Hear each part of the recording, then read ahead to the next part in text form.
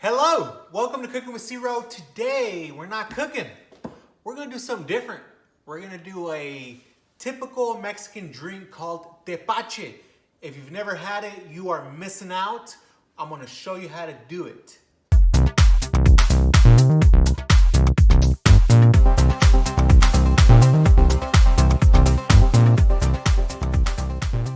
All right, so if you've never had Tepache, it is a semi-fermented drink made with pineapple husk.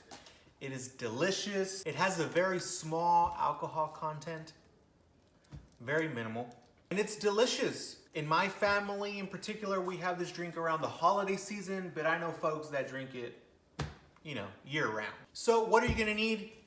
A ripe pineapple. It has to be ripe. Piloncillo. If you don't know what this is, look it up, see where you can buy it. I know Walmart has it.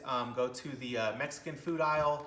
They'll have this. And if you don't want it, you don't necessarily need this. You can use cane sugar, raw sugar, brown sugar. If you see what it is, it's essentially unrefined cane sugar. That's all it is.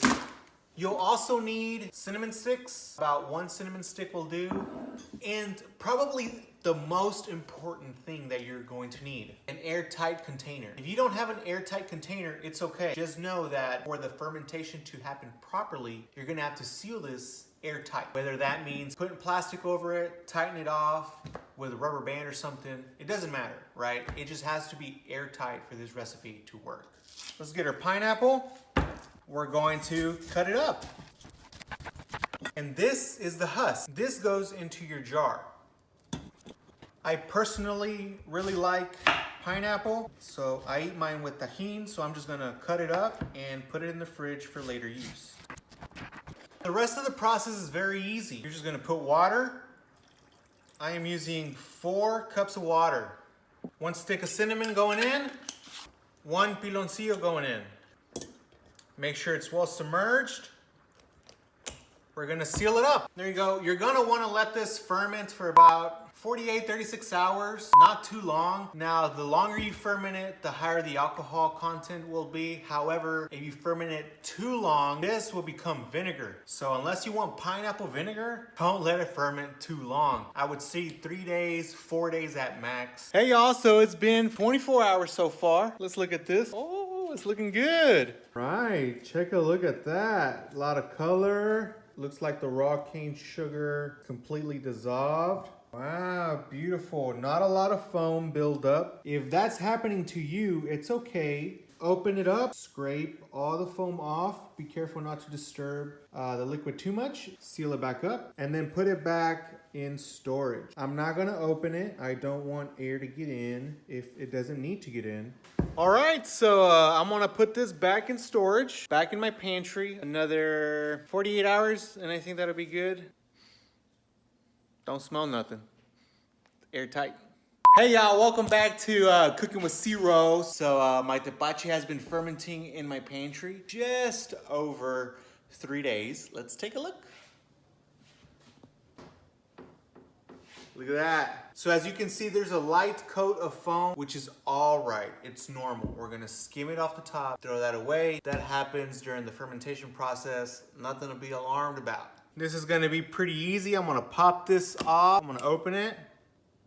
Oh my God, I just gave it a sniff. That brings me back to when my mom used to make this for us. I'm just gonna skim off all of the little foam. Go ahead and take out this stick of cinnamon. Again, the better that this is sealed from the get-go, the less foam you're going to get. Just part of the process. It's all okay. All right, so once you skim off all the foam, that's pretty much it. We're gonna strain it, put a lot of ice in it, and then adjust to taste. If you find that it's a very strong taste, add water. If you feel like it's bitter and not sweet, add some sugar. I would recommend brown sugar. We technically already added a big piece of brown sugar. All right, so let's get straining.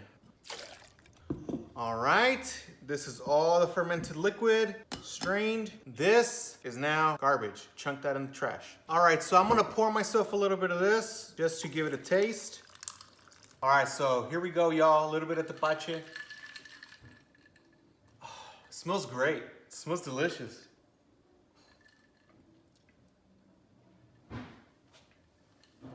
Oh my God, this is perfect for me. Perfect.